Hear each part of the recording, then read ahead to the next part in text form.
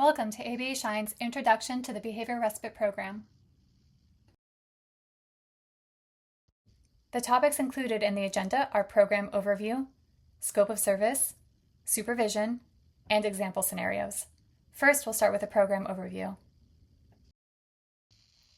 Behavior Respite was created by the Department of Developmental Services. ABA Shine is proud to be among the first few clinics partnering with Regional Center East Bay to provide this service starting in 2025. The official definition reads, behavioral respite is intermittent or regularly scheduled non-medical care and or supervision that is provided in-home for individuals with intellectual or developmental disabilities and behavioral needs. Staff teaches the individual self-help and daily living skills and implements a pre-existing behavioral plan to support behavioral needs. Intermittently or regularly scheduled means that this service is scheduled as needed based on the family's preference. They can choose to receive sessions on a regular weekly or monthly routine, or just schedule a session whenever it's needed and not use all of their approved hours. Non-medical means that behavior respite staff do not provide any advanced medical care or medication management, such as things that might require a nurse. We're only there for behavioral support. Behavior respite is only provided in the client's home residential setting, not at schools, parks, sports practices, or any other locations. Some outings may occur with special approval. This service is intended to support individuals with behavioral challenges which impact their safety and independence. Clients who qualify for this program cannot be left at home alone safely for extended periods of time, and they often can't access other options like daycare, babysitters, or after-school programs due to their behavioral needs. They require more specialized care to stay safe. Behavior respite staff may help teach individuals self-help and daily living skills in organic, naturally occurring learning opportunities if the client is calm and interested. But having a formal teaching plan is not a requirement of the behavior respite service. We generally want to promote an easy, low-demand environment to support the client with staying calm. Lastly, a behavior plan will be created by a behavior analyst based on clinical assessment, and behavior respite staff are responsible for implementing the plan. Behavior respite sessions are implemented by behavior technicians who directly support and supervise the client. BTs receive guidance from program supervisors and behavior analysts who may observe sessions and provide coaching. During sessions, the client's caregiver may remain at home but be unavailable to supervise, such as if they're busy with work or chores.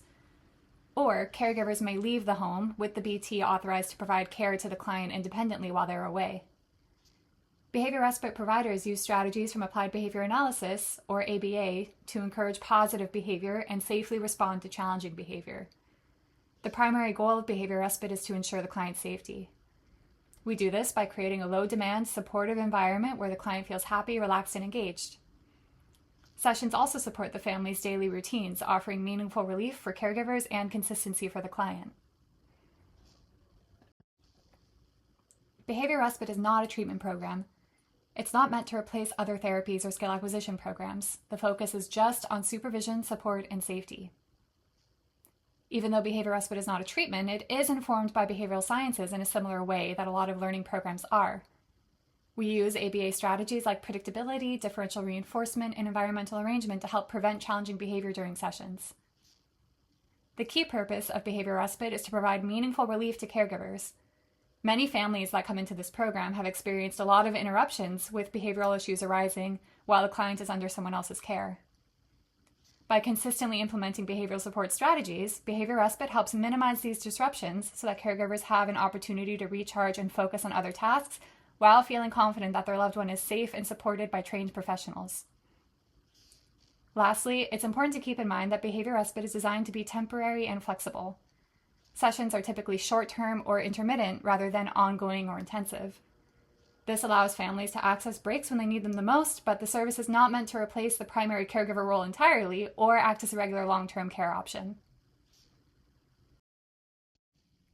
Behavior respite is intended for individuals whose behavior creates safety concerns or interfere with their ability to access other more traditional forms of respite care. For instance, a typical babysitter without behavioral training may not be very well equipped to care for a nonverbal child with autism, especially if they're also responsible for other siblings. A client who is not independent with toileting may be disqualified from a lot of other types of programs. A client with difficulty leaving the home may require ongoing supervision there while their family enjoys outings. Common diagnoses which may qualify include autism spectrum disorder, intellectual disability, global developmental delay, and other types of emotional or cognitive disorders. Clients receiving behavioral respite might engage in aggression, elopement, otherwise known as attempting to leave a safe area, self-injurious behaviors, noncompliance or demand avoidance, rigidity in routines, and anxiety or withdrawal. It's important to remember that these behaviors are the reason that the client needs specialized behavioral supervision under this program. Our role as behavioral respite providers is to provide a safe and supportive environment while helping caregivers get meaningful rest.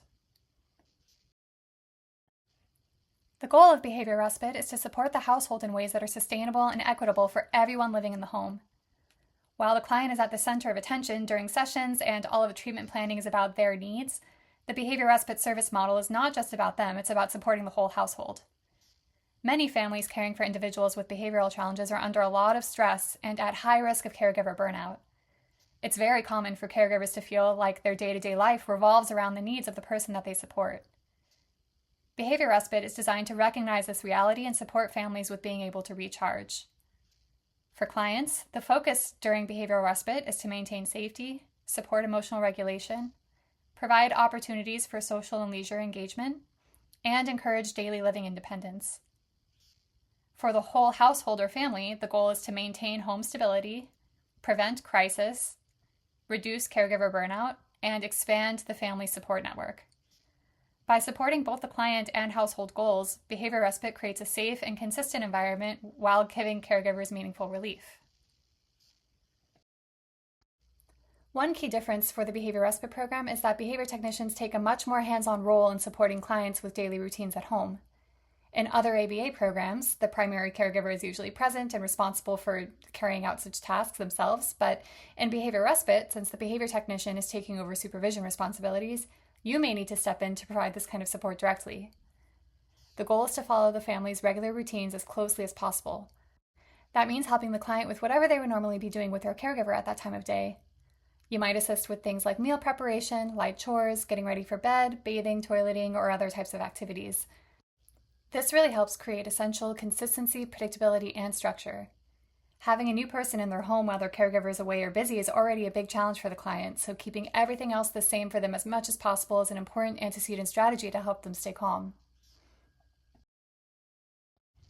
Behavior respite care plans are individualized for each client and may include several different components depending on their needs.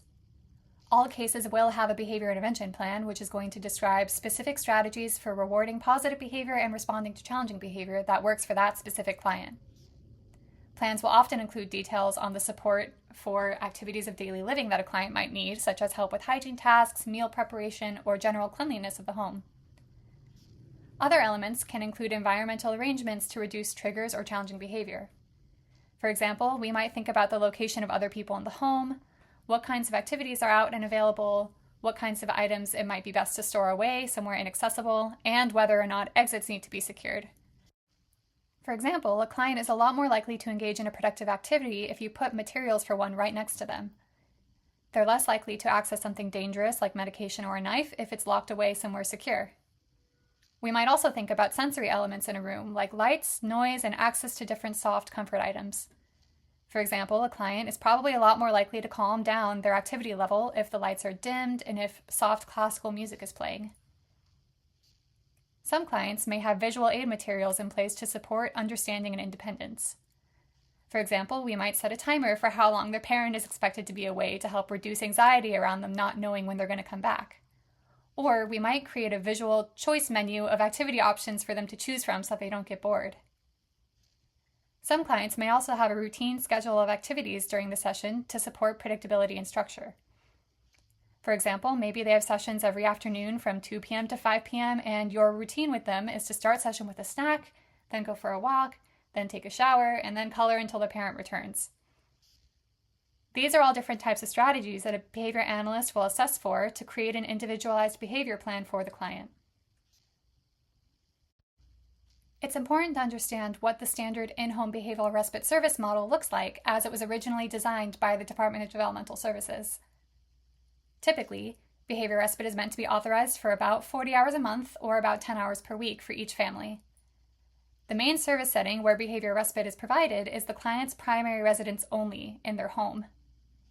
Services are only meant to be provided outside of school hours, and they must be compatible with the client's individualized education plan that they have with their school. Lastly, behavior respite is meant to be provided during waking daytime hours and not overnight. In some situations, a family may be approved for a special exception, such as for more than 40 hours per month. Maybe they're approved for some outings. They might get approved for services during school hours, or they might get some services for overnight vacations. These exceptions are only approved when clinically necessary.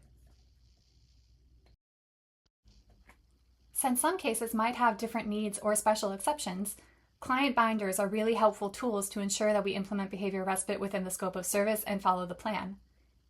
Each case will have a physical binder stored somewhere in the client's home, which contains essential care plan information such as behavioral data sheets to be completed daily, emergency contacts, a copy of the behavior plan, any specific support needs that the client might have, important policies, information about the home, and details about any special exceptions such as outings or increased hours or anything like that. Behavior technicians are responsible for reviewing the binder, following care plan documents, and completing data sheets. Program supervisors are responsible for updating the information as needed and uploading completed data sheets to Rethink. BCBAs are responsible for writing reports, monitoring the data, and updating the care plan as needed. Next, we'll talk more about the differences between intensive ABA therapy and behavior respite. At ABA Shine, behavior technicians may work in two distinct programs. The intensive ABA therapy program focuses on teaching clients new skills and promoting measurable, long-lasting behavior change. The behavior respite program focuses on supervision, in-the-moment safety, and caregiver breaks.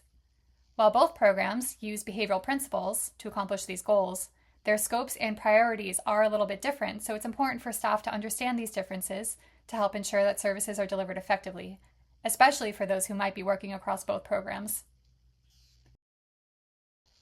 At ABA Shine, all staff follow the ethics code established by the Behavior Analyst Certification Board, regardless of formal certification status.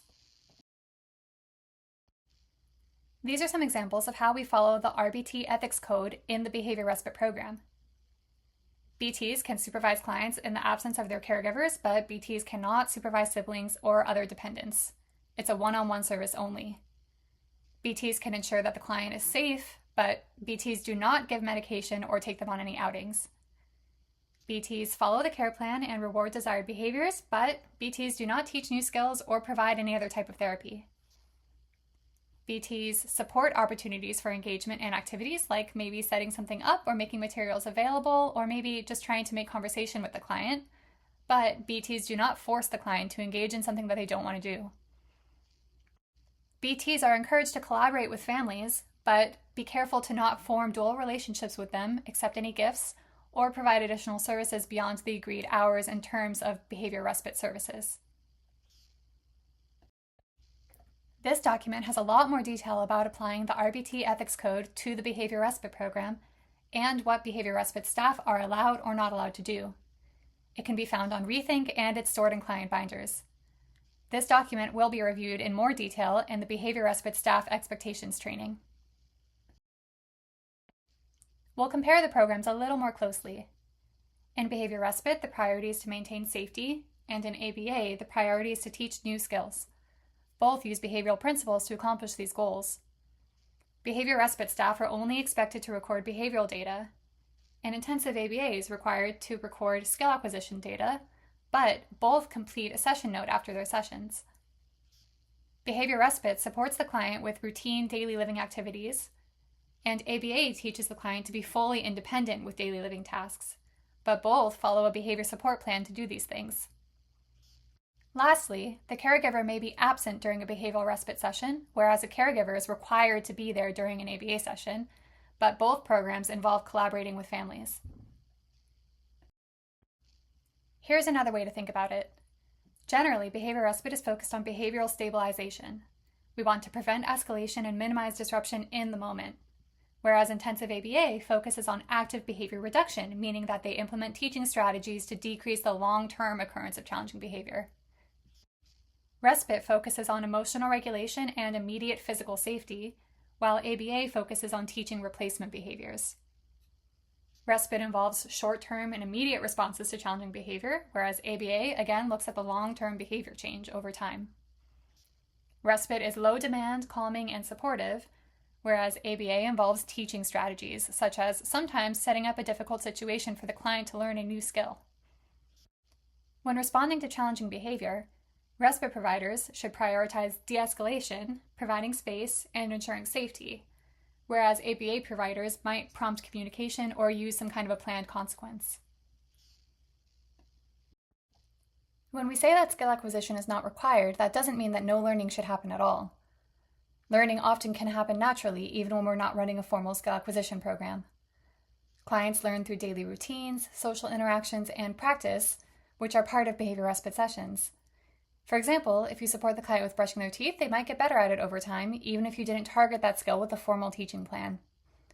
These are natural gains that can and should be supported. However, funders of behavior respite do not require a skill acquisition treatment plan as part of the care plan. Behavior respite staff are not expected to create difficult teaching situations, write goals, or collect skill acquisition data as evidence of gained skills. Sometimes families might ask behavior respite staff to help with different tasks or activities around the house.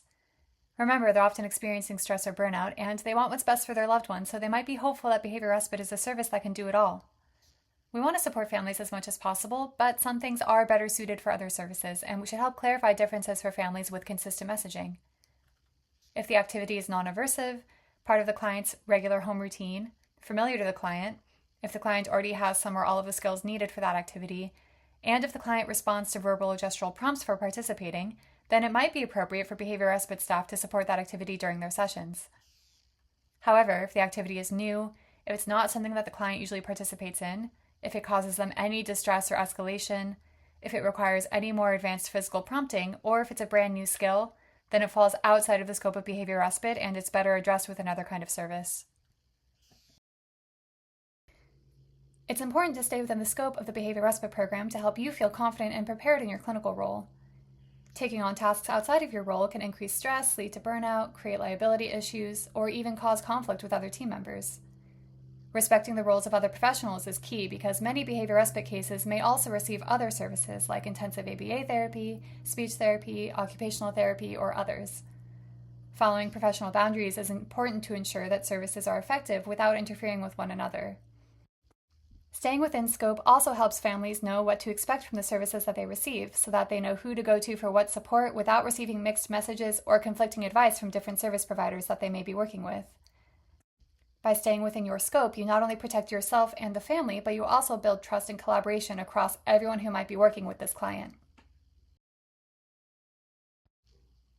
To make sure that your service delivery stays within the scope of behavior respite, there are several key practices to follow. First, always follow the behavior plan exactly as it's written. This ensures consistency across people and safety for the client. Maintain safety according to ABA Shine policies and your CPI training. It's also important to document your session. This includes both Rethink session notes online and any paper-based behavioral data that may be required. Your role includes supporting the family with their usual daily routines while helping the client achieve a happy, relaxed, and engaged state. This means keeping demands low, providing access to leisure and socialization opportunities, but not requiring or forcing participation. Finally, do not create or contrive learning opportunities that are unnatural or outside of the client's regular routine, especially if it's something that they don't like. If you're ever unsure, consult with a supervisor to make sure that you're staying within the scope of services. Next, we'll discuss clinical supervision for behavior respite. Rethink Behavioral Health is an online portal safe for private health information that ABA Shine uses for scheduling, storing client records, recording behavioral data, and documenting sessions. Details about how to navigate Rethink can be found in the documentation and reporting training. A client's behavior respite authorization is located on their Rethink portal. Here's an example of an active authorization for a client currently receiving behavior respite services.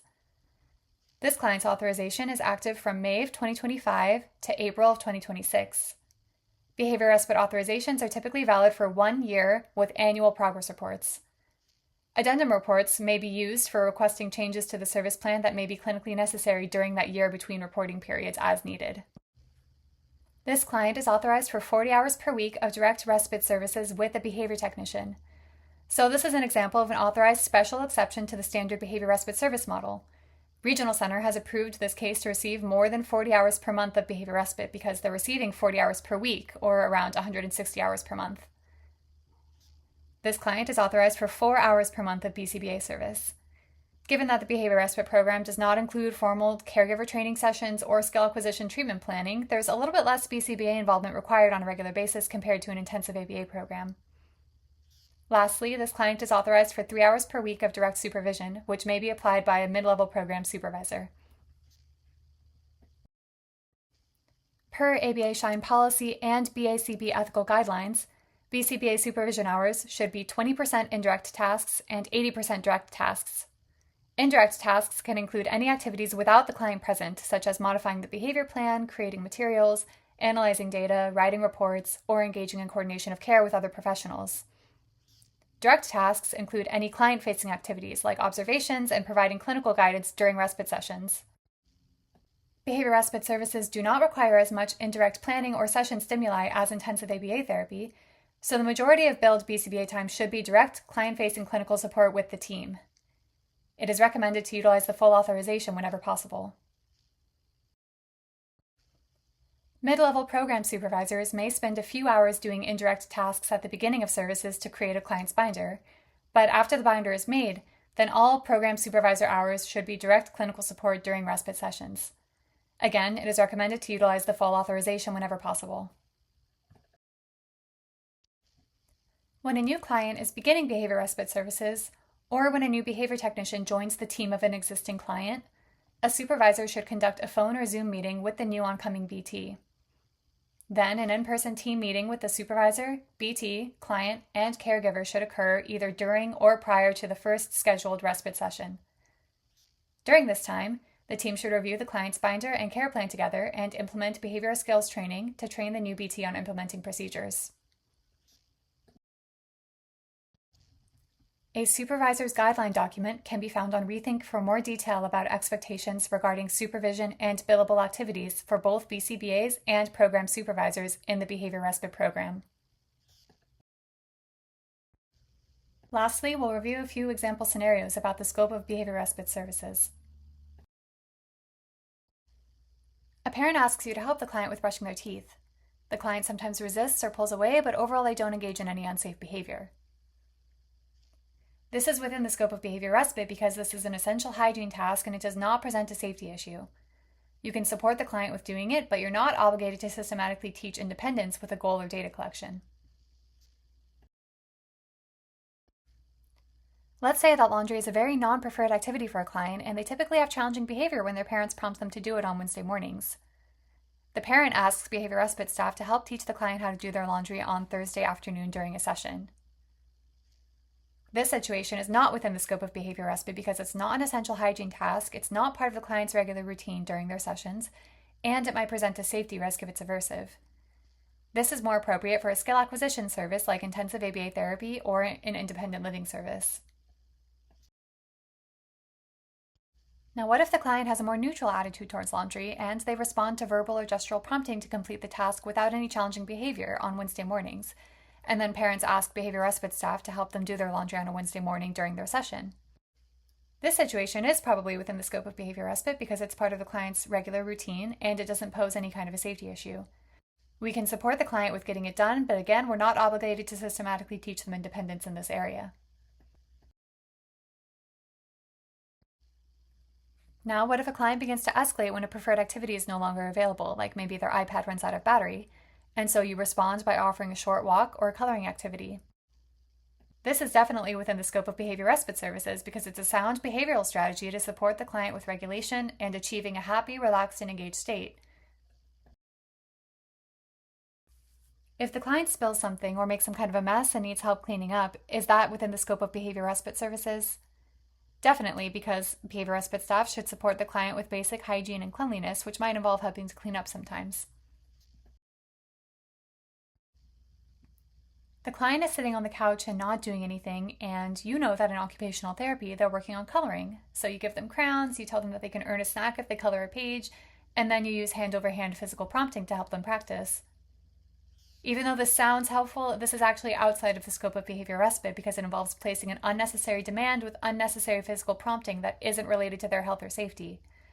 Prompting a new challenging skill that might still be difficult for the client can turn this situation into a teaching session and not a respite session.